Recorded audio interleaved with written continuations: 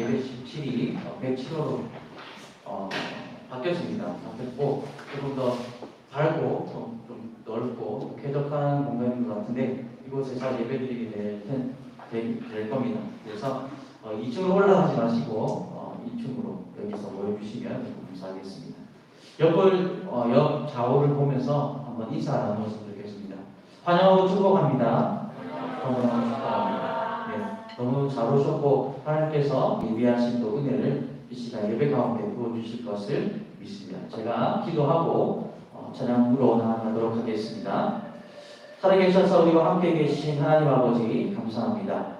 모든 찬양과 경배와 우리의 입술의 도배 받으시기에 합당하신 하나님께서 우리와 함께 계심을 믿습니다. 우리 그 하나님께 능력의 하나님께 예배드리고 이 시간 우리의 마음을 올려드릴 때에 우리의 마음 받아주시고 우리의 예배 기도받아 주시옵소서. 이 시간 우리의 마음을 열고 입술을 열어 찬양 드리려고 합니다. 하나님께서 이 찬양 가운데 함께 하시고 열린 마음, 따뜻한 마음, 부드러운 마음 허락하여 주시옵소서. 예수님의 이름으로 기도드렸습니다. 아멘.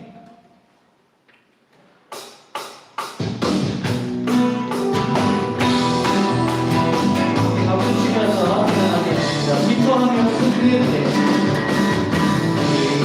기뻐하며 승리의 노래 부르니 그 성수가 되고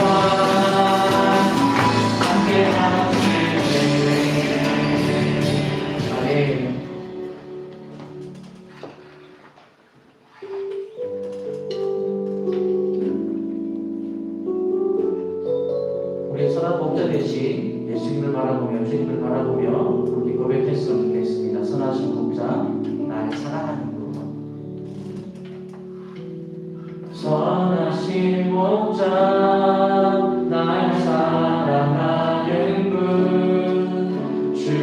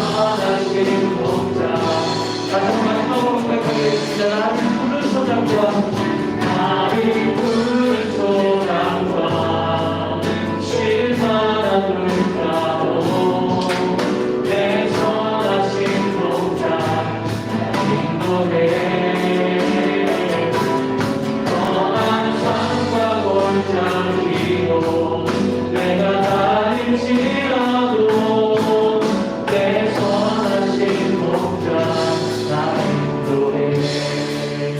아멘. 자, 예배를 위해서 함께 기도하기를 원합니다. 예배 가운데에 우리 마음이 주님께로 활짝 열리게 하시고 아버지 하나님께로 맞춰진 우리의 시선되게 하여 주시옵소서. 우리 예배를 받아 주시옵소서 하고 간절히 예배를 위해서 기도하며 나가시겠습니다. 아버지 하나님 감사합니다. 우리에게 예배의 자리 허락하시고 예배의 시간 허락하여 주시되 감사합니다. 함께 오늘 예배드릴 때에 하나님께서 기도 받아 주시는 예배 되게 하여 주시옵소서.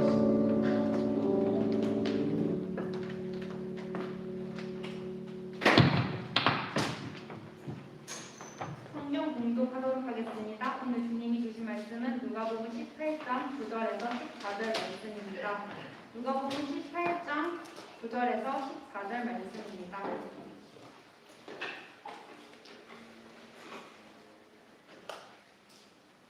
다 찾았으면 함께 공독하도록 하겠습니다. 또 자기를 의롭다고 믿고 다른 사람을 멸시하는 자들에게 이 비유로 말씀하시되 두 사람이 기도하러 성전에 올라가니 하나는 바리새인이요 하나는 세리라. 바리새인은 서서 따로 기도하여 이르되 하나님이여 나는 다른 사람들 곧 소액 교회 간음을 하는 자들과 같이 아니하고 이 세리와도 같이 아니함을 감사하나이다. 나는 일에 2번씩 금식하고 또 소득의 11조를 드리나이다 하고 세리는 멀리 서서 감히 눈을 들어 하늘을 쳐다보지도 못하고 다만 가슴을 치며 이르되 하나님이여 불쌍히 여기소서 나는 죄인이로소이다 하였느니라. 내가 너희에게 이르노니 이에서 바리새인이 아니고 이 사람이 의롭다 하심을 받고 그의 집으로 내려갔느니라.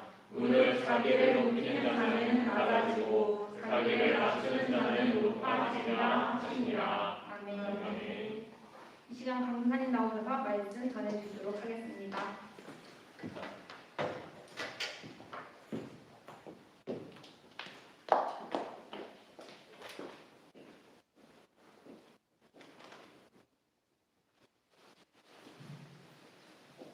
여러분 반갑습니다. 반갑습니다. 함께 예배드리게 되어서 기쁨 말씀 읽어주셔서 너무 감사드립니다. 오늘은 예수님의 이야기 시리즈 5번째 시간입니다. 함께 우리는 예수의 비유와 시리즈를 통해서 말씀의 은혜를 매주 나누고 있습니다. 오늘은 두 가지 기도, 두 가지 운명이라는 제목으로 누가복음에 나타나는 18장에 나타나는 바리새인과 세리 비유로 함께 말씀 나누겠습니다. 먼저 이 비유는 예수님의 다른 비유들처럼 우리와는 다른 시대, 다른 문화적 배경에서 전해졌습니다. 비유를 듣는 대상도 오늘의 청중과는 전혀 달랐어요. 그렇지만 시대가 다르다고 문화가 다르고 배경이 다르다고 해서 이 말씀이 우리에게 무관하다는 것은 아닙니다. 관련이 없는 것은 아니죠. 여전히 하나님의 말씀이고 우리에게 임하시는 능력의 말씀입니다. 그러나 시대적 문화적 배경이 있다 보니 이 비유의 말씀들을 우리의 삶에 효과적으로 적용하기는 좀 어려운 문제입니다. 그때 그 당시 청중들이 이 비유를 들으며 느꼈던 그런 충격이나 임팩트를 우리가 고스란히 느끼기는 조금 어려움이 있습니다. 그래서 제가 이 비유를 우리가 살아가는 시대에 맞게 바꾸어서 다시 한번 말씀드려 보겠습니다. 한편의 이야기를 듣는다 생각하시고 귀를 기울여 주시면 감사하겠습니다.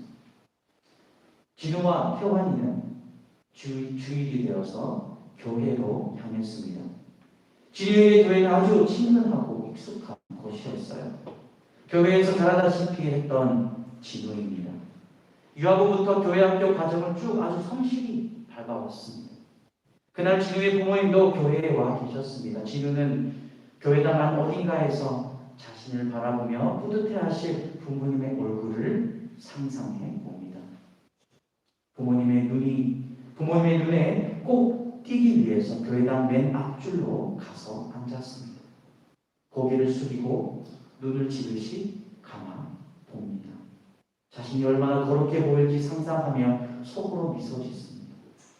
진우는 그의 종교를 아주 진지하게 생각하는 아이입니다. 크고 묵직한 성경책을 끼고 찬송가는 모르는 곡이 없을 정도였습니다. 또래 다른 아이들처럼 술도 마시지 않았고요. 담배도 피우지 않았습니다. 그리고 진우는 그가 가지고 있는 성에 대한 기준도 아주 옳다고 생각했습니다.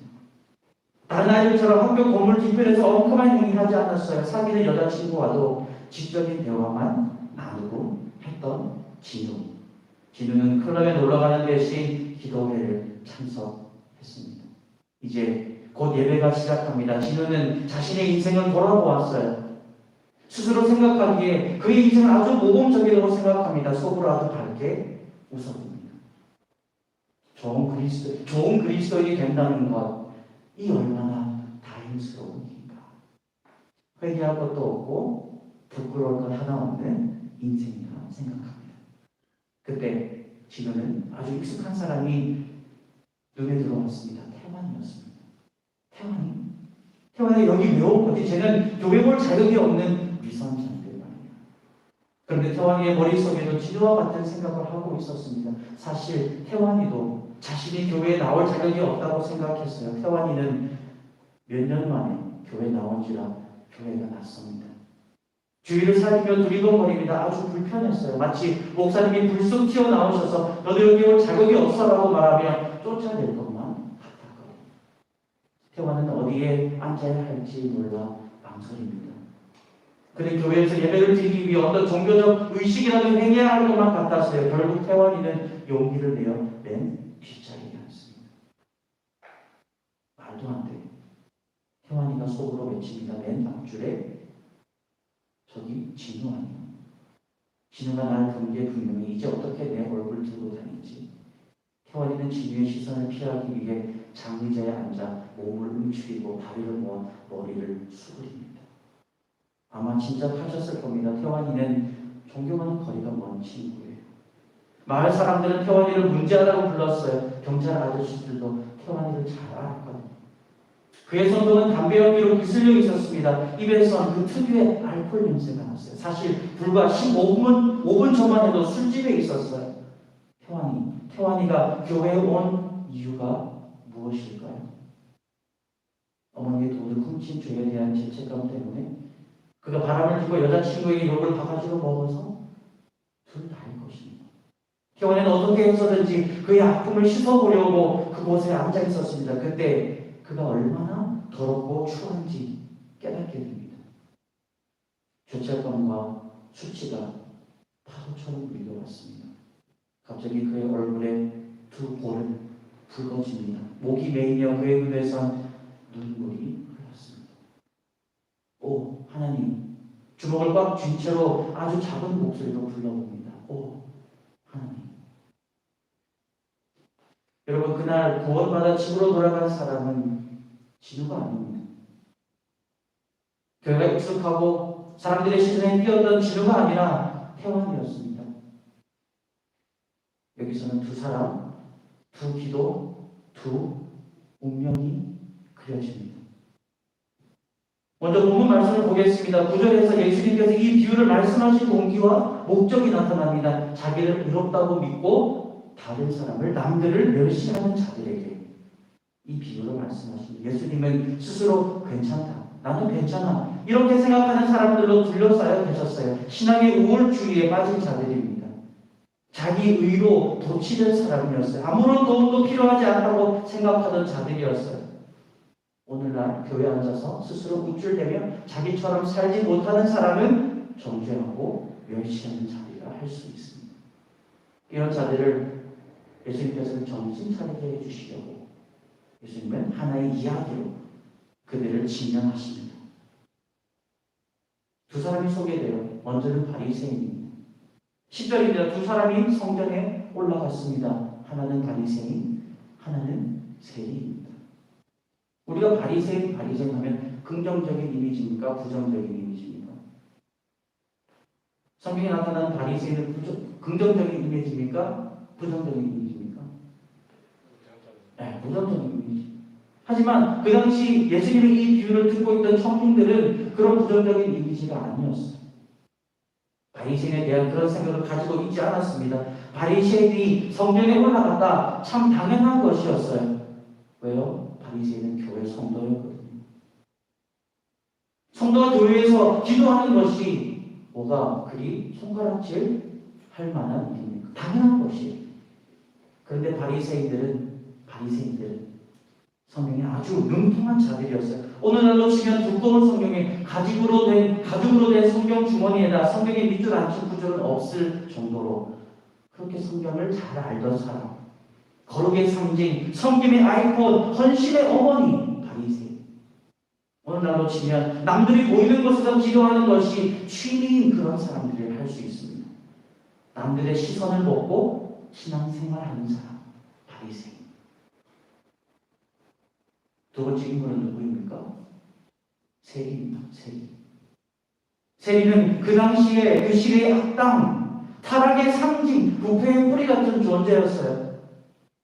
여러분 영화 300 나온 지 좀 됐지만 배운 영화 300에 보시면 보신 분도 계시겠지만 300에 보시면 장애를 가진 사람으로 등장하는 인물이 있어요. 에피알테스라는 사람을 이름을 가진 꼽추로 등장을 합니다. 원래 그는 스파르타 군에 입대하는 것이 꿈이었지만 장애를 가졌다는 이유로 거절당합니다. 그 뒤로 에피알테스는 스파르타 편인 척하지만 스파르타를 배신하고 크세르크세스를 찾아갑니다. 그 결과 양다리를 걸치고 타락의 길을 걷게 됩니다. 여러분 세리는 이런 이미지였어요. 로마 권위자들과 시민들과 양다리를 걸친 배신자, 로마 군에게서 뒷돈 받아먹고 자신의 유익을 챙겼던 세리는 손가락질 받는 사람이었습니다. 그 당시에는 세리에게 침을 뱉으며 멸시를 했어요. 이 비유를 듣고 있던 사람들도 이 비유 속에서, 이야기 속에서 세리가 등장하니까 얼굴을 아마 찌푸렸을 겁니다. 고개도 절레절레 흔들었겠죠. 세리는 도둑 창녀와 같은 급으로 멸시받는 사람이었어요. 만약 가족 식구 중에 세리가 있으면 이건 사회적 수치였습니다. 세리의 어머니는 아들이 출장 간다고 거짓말을 하고서라도 그 사실을 숨기려 했어요.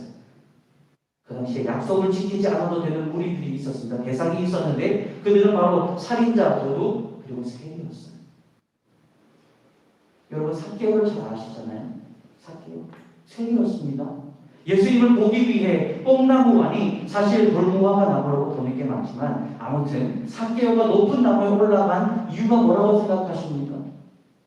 사람들의 공격을 피해서 예수님을 보려 한 것입니다. 무시받고 멸시받고 손가락질 받는 세리 두 사람이 등장하는데 한 사람은 종교의 절정을 할 수 있는 바리새인, 한 사람은 부패의 극치를 보여줍니다. 여기서 여러분들에게 질문 하나 드리겠습니다. 이 둘 중에 누가 천국에 갈 것 같습니까? 바리새인일까요? 세리일까요?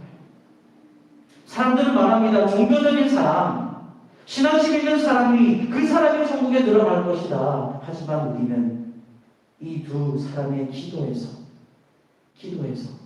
그들의 참된 마음을 발견합니다. 함께 그들의 기도를 살펴볼까요? 먼저 바리새인의 기도예요. 11절이에요. 모두가 잘 볼 수 있는 곳으로 찾아갑니다. 그곳에 일부러 서서, 앉을 수도 있지만 서서 스스로에게 기도합니다. 여기에 사용된 단어를 보시면 그는 그에게, 하나님에게 기도해야 되는 것이 마땅하지만 그에게 기도했다는 의미를 가지고 있습니다. 나 자신에게 기도합니다. 그의 기도는 자축으로 번복이 되어 있습니다. 그래서 사실 이 기도는 땅에서 머물러요. 하나님께 올려드리는 기도가 아니라 땅에 머무는 기도, 땅에 떨어지는 기도예요. 하늘에 계신 아버지께 올라가지 않는, 도달하지 않는 기도. 그 당시 성전은 오늘처럼 우리가 공동체 예배를 드리면서 세대통합 이렇게 예배를 드리는데 그때 당시는 공동체 예배, 이런 예배를 드리지 않았습니다.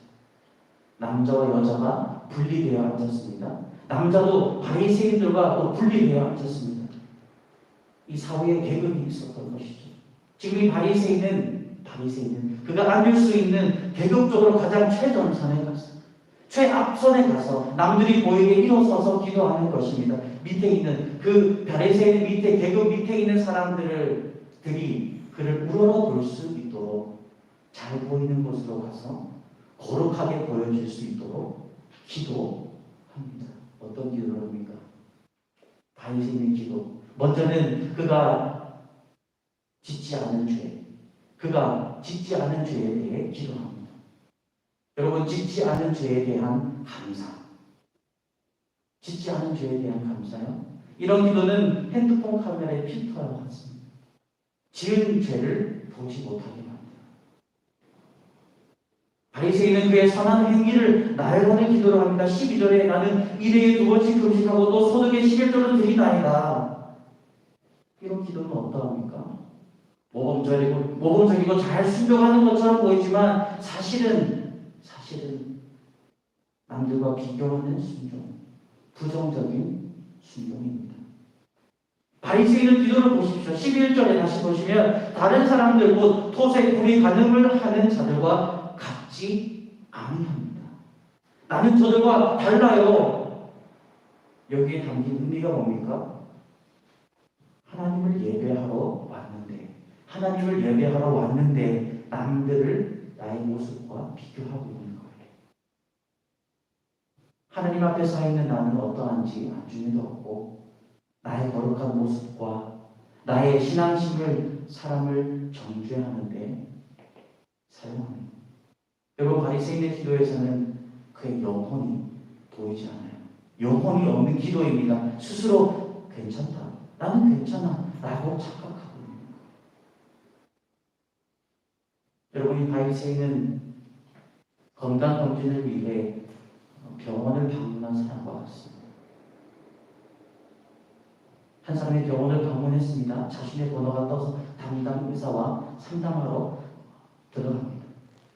방 안에 있는 의사 선생님과 인사를 나눈 뒤에 그는 이렇게 말합니다. 선생님, 저는 진짜 괜찮아요. 괜찮다니까요. 아무런 이상이 없어요. 오늘 아침에 일어났을 때도 숨도 잘 쉬었고요. 아내가 차려준 점심밥도 하나도 남김없이 다 먹었거든요. 설거지도 했다니까요. 예, 의사 선생님, 내 말 좀 들어보세요. 저는 질병 없어요. 염증도 없어요. 아픈 곳이 없어요. 저의 건강은 최상이에요. A급이에요. 저와 이렇게 얘기하고 있을 때가 아니에요, 선생님. 밖에 저 사람들, 심각한 건강에 문제가 많은 저 사람들을 만나봐야 할 것 같은데 의사 선생님도 아마 마음의 준비를 하시는 게 좋을 거예요. 근데 저는 아무런 치료도, 아무런 약도, 아무런 시술도, 수술도, 검진도 필요하지 않습니다. 여러분, 이 사람을, 이렇게 말하는 사람을 정말 의사 선생님께서 병상에 눕히고 눕혀놓고 검진을 실시하면 이야기는 달라집니다. 아무것도 필요하지 않고 스스로 괜찮다고 생각하던 그 사람이 의사의 손길을 만나면 어떻게 됩니까? 아이고, 혈압이 위험한 수준이시네요. 아이고, 선생님 당뇨가 있으신데 알고 계셨습니까? 나의 기분, 나의 느낌과는 전혀 다른 것입니다. 여러분, 그 다음 기도, 세리의 기도예요. 세리의 기도 13절입니다. 세리는 고개도 들지 못했어요. 가슴을 치며 기도했습니다.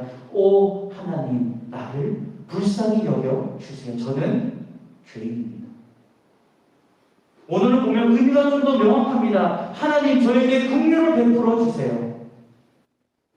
긍휼이라는 단어를 좀 더 깊이 이해하기 위해서는 구약 시대로 돌아가야 됩니다. 제사를 알아야 해요.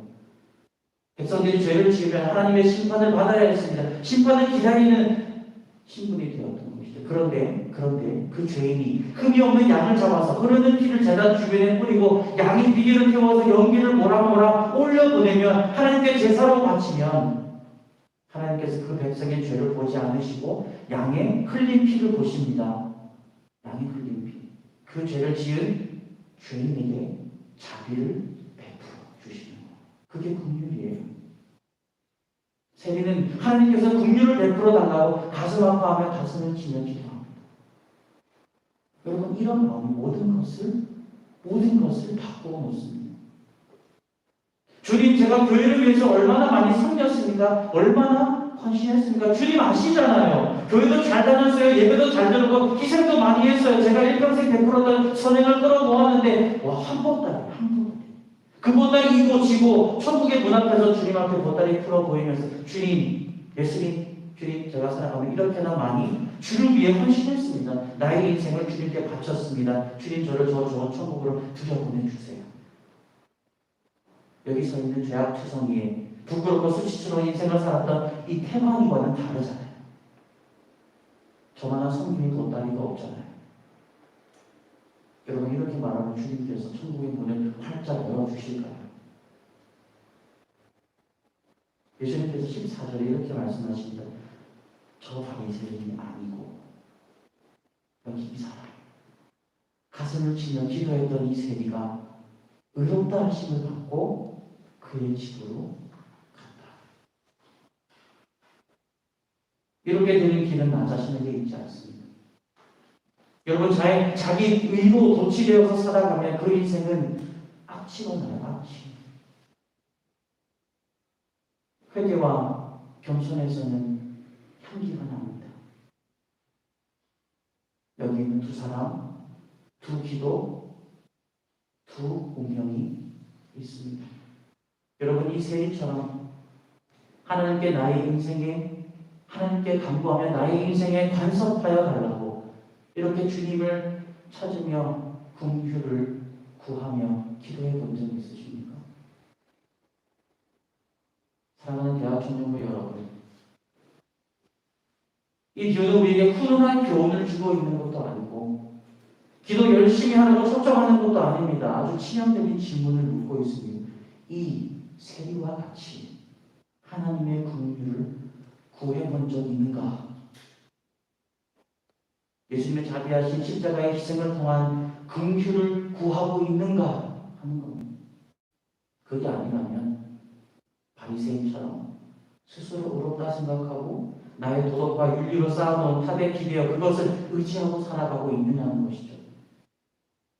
여러분 저는 지금 여러분의 영혼에 대해 이야기하고 있습니다. 영혼. 구원에 대한 이야기예요. 구원을 위해 여러분은 무엇을 하고 있습니까? 이 세리와 같이 하나님의 긍휼을 구해본 적이 있냐는 거예요. 평생 교회를 다녀도 못된 신앙으로 자라도 이 사실을 발견하지 못한 채 살아갈 수 있습니다. 아니 발견했지만 내 인생 깊은 곳에 아무도 보지 못하게 묻어 버렸을 수도 있습니다. 우리는 죄책감을 느껴요. 죄의식을 느낍니다. 그런데 하나님의 방식으로 해결하지 않고 깊숙이 안 보이게 묻어버려요. 그래서 우리가 교회를 대하는 마음이 어떻게 되는지 아십니까? 나를 사랑하는 구세주를 만나는 자리가 아니야. 교회를 나의 죄책감을 묻어버리고 죄의식을 가리는 종교의 도구로 사용합니다. 교회 공동체를 나를 기분 좋게 만드는 것밖에 여기지 않는 거예요. 교회 왔으니까 나는 괜찮다. 바리새인처럼 의사를 찾아갔던 환자처럼 지금처럼 예배대 앉아봤으니까 앉아있었으니까 됐다. 의사 선생님 앞에서 난 아무런 도움이 필요하지 않아요. 저희 건강은 완벽해요 라고 외치지만 의사의 손길이 닿으면 내가 단순히 느끼고 생각하고 나의 기도는 전혀 다른 결과를 만나게 되는 겁니다. 우리의 영혼도 마찬가지예요. 그리고 교회 문을 나서면서 오늘 좋은 하루였구나. 교회 와서 예배드리고 찬양하고 기분 좋고 그게 아니에요. 우리의 영혼에 대한 이야기입니다. 의롭게 되는 것은 애통하는 자, 하나님의 긍휼을 구하는 자의 것입니다. 세리는 자신이 죄인이라는 것을 인정하고 받아들였습니다. 하나님께서 나를 제발 불쌍히 여겨달라고 고개도 들지 못한 채 간구했어요. 그런데 세리는 의롭다함을 입었습니다. 하나님께서 그 세리에게 의롭다 라고 선포하신 겁니다. 왜 그렇습니까? 왜 그렇습니까? 하나님의 놀라운 은혜 때문에 구원 얻은 것입니다. 여러분, 이 세리와 같이 하나님의 긍휼을 구해본 적 있으십니까? 이 세리가 바라보던 곳을 바라보고 이 세리가 서 있었던 곳에 서 있고 이 세리가 고개 숙인 곳에 우리의 고개 숙여본 적이 있냐는 거예요. 찬송가 가사 중에 내 지은 죄 주홍빛 같더라도 주 예수께 다 아뢰면 그 십자가 피로써 다 씻으사 흰눈보다 더 정하니라 라는 가사가 있습니다. 우리가 잘 아는 찬송가입니다. 찬송가 413장 중에 내 평생에 가는 길. 이 같은 가사를 한국 버전으로 제가 읽어드렸지만 원곡으로 보면 더 은혜로워요. 나의 죄가 사함 받았다는 것은 다시 없는 기쁨일세. 나의 죄의 일부분이 아니라 나의 모든 죄가 십자가에 못 박혔으니 나는 더 이상 죄를 지고 살지 않네. 주를 찬양하세, 주를 찬양하세, 내 영혼아 주를 찬양하세. 여러분, 이 가사는 여기 이 가사는 우리가 느끼는 감정, 우리의 기분에 대해 말하고 있지 않습니다. 예수님께서 행하신 모든 것을 말하고 있는 거예요. 이 찬송가에 잘 아는 이 찬송가에 잘 아는 후렴입니다. 내 영혼 평안해, 내 영혼 평안해, 내 영혼 평안해. 왜 평안합니까? 예수님 안에 평안이 있다는 거예요. 예수님 안에 우리의 영혼이 춤을 춘다는 거예요. 여러분, 우리는 모두 죄책감 안고 살아갑니다. 여러분의 죄의식, 죄책감 어떻게 취급하고 계십니까?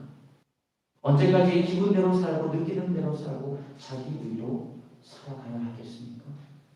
앞서 말씀드린 진우는 사람들이 볼 때 교회에 올 자격을 모두 갖춘 아이였습니다. 모르는 찬양 없었고요. 성경에는 밑줄이 빼곡하게 쳐져 있었습니다. 온 가족이 와서 예배를 드렸어요. 그런데 태환이는 어떠했습니까? 태환이는 교회에 올 자격이 없다고 생각했어요. 그런데 구원받고 집으로 돌아간 사람 태환이었어요. 지금은 여전히 자기 의에 빠져서 그의 영혼은 허적거립니다. 그의 영혼을 잃어버린 채 돌아간 거예요. 우리의 죄의식, 우리의 죄책감 이제는 제대로 해결해야 할 때입니다. 내 인생 깊숙이 묻어둔 부끄러운 모습들 긍휼의 주님 앞에 가지고 나올 때 우리는 긍휼을 얻을 수 있습니다. 하나님은 긍휼의 하나님이시며 우리에게는 없는 긍휼을 아주 많이 가지고 계십니다. 혹여나 나에게 올 긍휼은 남아 있을까? 이 걱정하지 않아도 됩니다. 긍휼이 넘쳐나시는 분이 여러분, 우리의 죄의식 앞에서 그것을 자기 의로 종교적 행위로 덮어버리고 묻어버리는 것이 아니라 사랑의 하나님 앞에 나아가면 하나님의 긍휼을 맛보게 될 것입니다. 우리 모두가 그리하여서 저와 여러분이 하나님께로부터 의롭다함을 얻는 놀라운 축복이 넘치시길 주님의 이름으로 간절히 소망합니다. 아멘. 함께 찬양하겠습니다. 말씀을 생각하면서 마음이 상한 자를 함께 찬양하겠습니다.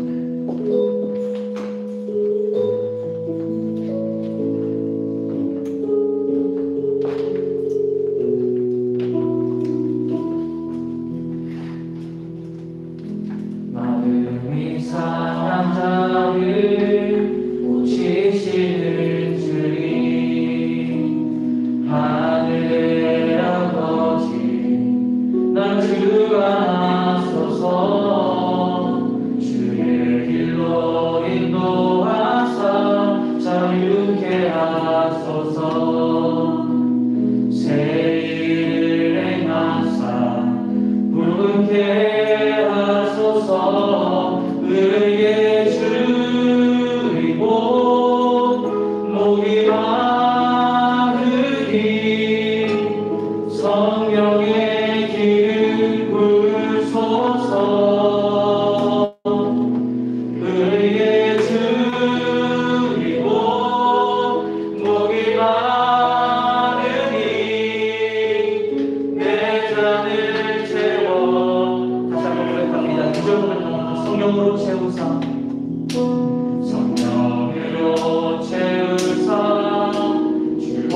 하게 하소서. 주의 임재 속에 은혜하게 하소서. 주 뜻대로 살아가리 세상 끝날까지. 나를 잊으시고 새날 열어주소서. 의에 줄이고 목이 마르니 성령의 기름 부으소서. 의에 줄이고 목이 마르니 배단을 채워. 마지막 고백합니다. 의에 줄이고 목이 마르니. 의에 줄이고 목이 마르니 성령의 길을 부으소서. 의에 줄이고 목이 마르니 배단을 채워 주소서. 계속해서 기도하며 나가겠습니다. 이 시간 합심하여 기도하실 때 우리가 들은 말씀 꼭 붙들었으면 좋겠습니다. 다시 한번 결단하기 원합니다. 기도하실 때 주님, 우리는 하나님의 긍휼이 절실합니다. 하나님의 자비가 필요합니다. 우리를 불쌍히 여겨 주시옵소서. 새와 같이 하나님의 긍휼을 구하게 하시고 우리의 가슴을 치며 나는 죄인입니다라고 고백하며 그 인정 아래에 정말 드럽게 펼쳐진 하나님의 은혜를 경험하게 하여 주시옵소서. 우리가 묻어두고 덮어두고 자기 일하는 물감으로 칠해놓은 우리의 부끄럽고 추한 모습들 주님의 은혜로 깨닫게 하시고 주님의 긍휼로 의롭다함을 얻게 하여 주시옵소서. 그래서 주님 앞에 정말 거룩한 삶 살아가게 하시고 영적으로 깨어있는 삶 살아가게 하시고 순결하고 탁월한 주님의 자녀로 세워지게 하여 주시옵소서라고 성령 하나님을 도와주시옵소서라고 하나님의 긍휼을 바라보고 간절히 기도하겠습니다. 성령 하나님 우리에게 깨달음을 허락하여 주시옵소서. 우리를 불쌍히 여겨 주시옵소서. 예수님의 십자가를 의지하며 구원하신 주님의 구원을 누리고 그 안에서 순결하고 거룩한 주님의 자녀 되게 하여 주시옵소서. 우리의 자기를 벗어버리고 예수 그리스도의 은혜를 입혀주시고 예수가 살아가는 우리의 인생 남은 인생 되게 하여 주시옵소서. 이 평화가 우리가 만나는 사람들에게 전해지게 하시고 우리를 만남으로 하나님을 만나는 놀라운 역사들이 일어나게 하여 주시옵소서. 주님의 은혜를 붙들어주시고 사랑에 인도하여 주시옵소서. 주님의 긍휼을 기도합니다. 아버지 하나님의 은혜가 기도합니다. 주님의 자비를 하나님의 베풀어 주시옵소서. 주님의 개인 지금 제대로 해결하기 원합니다. 제대로 지속하기 원합니다. 우리에게 성한 신령 허락하여 주시옵소서. 주님께서 고치시고 새롭게 하시는 능력의 주님 영광을 주시옵소서. 아버지 길을 불쌍히 여겨주시고 선한 길로 생명의 길로 인도하여 주시옵소서. 계속해서 기도하겠습니다. 나라와 민족 우리 교회와 대학 청년들을 위해서 기도합니다. 나라를 위해서 기도하실 때 우리의 나라와 민족 불쌍히 여겨달라고 속히 이 혼란스러운 바이러스부터 회복시켜달라고 한국교회 예배가 회복되게 하시고 성령으로 충만한 모든 한국교회 나라와 민족이 될 수 있도록 기도하시고 우리 교회 성령으로 충만하여서 더욱 귀하게 쓰임받는 교회 되게 하시고 모든 성도의 그런 가정을 지켜주시옵소서. 모든 가정이 흔들리지 않는 믿음으로 세워지게 하여 주시옵소서. 대학 청년부를 위해서 기도하실 때는 지체들 매일의 삶 가운데 그리스도의 향기가 되어 살아가게 하시고 세상의 분파 가운데 주를 믿는 믿음으로 앞으로 전진하는 우리 지체들 가득히 하여 주시옵소서라고 나라와 교회와 대학 청년부를 위해서 간절히 기도하겠습니다. 아버지 하나님 이 시간 간절히 기도를 나갑니다. 우리의 기도를 응답하여 주시고 우리 방송의 기회 열어주시옵소서. 우리 나라의 민족 불쌍히 여겨 주시기를 원합니다. 우리 나라의 민족이 계속 나라되게 하시고 그게 쓰임받는 나라되게 하여 주시옵소서. 여전히 코로나로 인하여서 혼란스러운 가운데 있습니다. 아버지 한국교회가 아버지 오늘 혼란 가운데 있습니다. 아마 오세요. 하나님 치료하게 하시고 아버지의 속히 이 판데믹으로부터 아버지 우리를 구원하여 주시옵소서. 이 가운데 하나님의 뜻을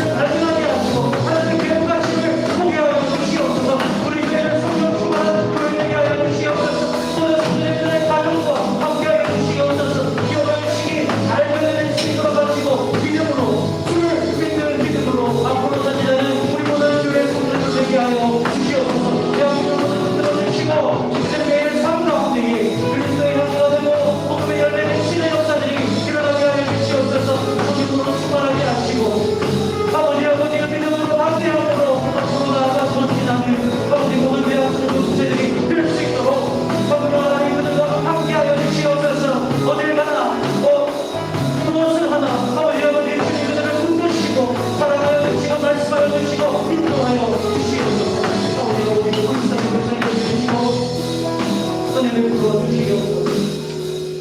하나님 도와주옵소서.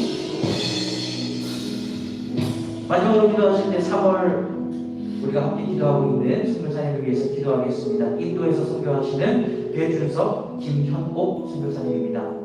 여름이 다가오는데 봄이 지나고 여름이 올 텐데 인도는 여전히 계속해서 아마 더운 날씨입니다. 그래서 우리 생의 위험으로부터 지켜달라고 함께 건강한 육체와 영혼으로 주의 담당하시는 우리 선교사님 그리고 가정 될 수 있도록 체력과 지력과 영역과 인권, 물권, 영권을 허락하여 주시옵소서. 그리스도 복음에 대해 적대적인 그 나라 가운데 복음의 열매 맺히게 하여 주시옵소서라고 3월 선교사님 배준석, 김현옥 선교사님을 위해서 간절히 기도하겠습니다. 아버지 하나님 감사합니다. 3월에 우리가 한 마음으로 한뜻이 되어서 인도에서 선교하시는 모든 선교사님들을 위해서 기도하게 하시니 감사합니다. 3월에는 인도에서 선교하시는 배준석 선교사님, 김현옥 선교사님 그 가정과 그 사역을 위해서 놓고 기도하고 있습니다. 아버지 우리의 기도가 그 인도 땅에까지 도달하게 하시고 아버지 그 가정의 사역에까지 도달하게 하여 주셔서 아버지 우리가 여기서 기도하지만 그곳에서 나아가게 하시고 우리가 여기서 기도하지만 그곳에서 성령의 역사하심이 일어나게 하여 주시옵소서. 건강한 육체와 영혼으로 주를 담당하게 하시고 체력과 지력과 영역과 아버지의 필요한 모든 것을 부어져게 하여 주시옵소서. 아버지 그 가정을 축복하시고 그 사역을 축복하여 주셔서 선한 길로 인도하여 주시옵소서. 성령 충만하여 사역 담당하시는 선교사님 그 가정이 되게 하여 주시옵소서. 아버지 아버지 그들을 회복시켜 주시고 그들을 통하여 복음이 멀리서 전해주시도록 역사하여 주시옵소서. 기도하겠습니다. 하나님 아버지 감사합니다. 이 시간 주의 말씀을 붙들 수 있게 하시고 주의 말씀이 우리에게 정말 유익하다는 것을 우리가 깨닫게 하시니 감사합니다. 이 시간 우리가 들은 말씀대로 새와 같이 가슴을 치며 기도하는 그러한 영성을 허락하여 주시고 그리할 때 긍휼을 베풀어 주시는 하나님을 만나며 우리의 삶이 변화되어지는 역사들이 일어나게 하여 주시옵소서. 우리가 놓고 기도한 모든 기도 제목들 하나님 인도하시고 응답하여 주실 줄 믿습니다.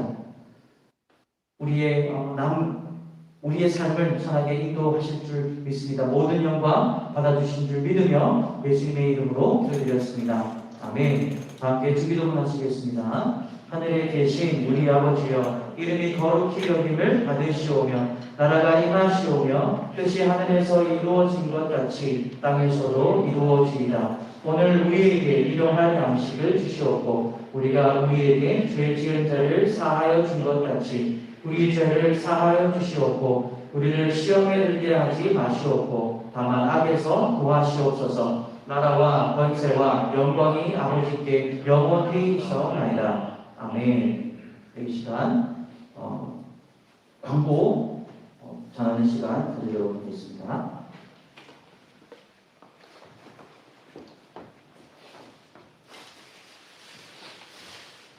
반갑습니다.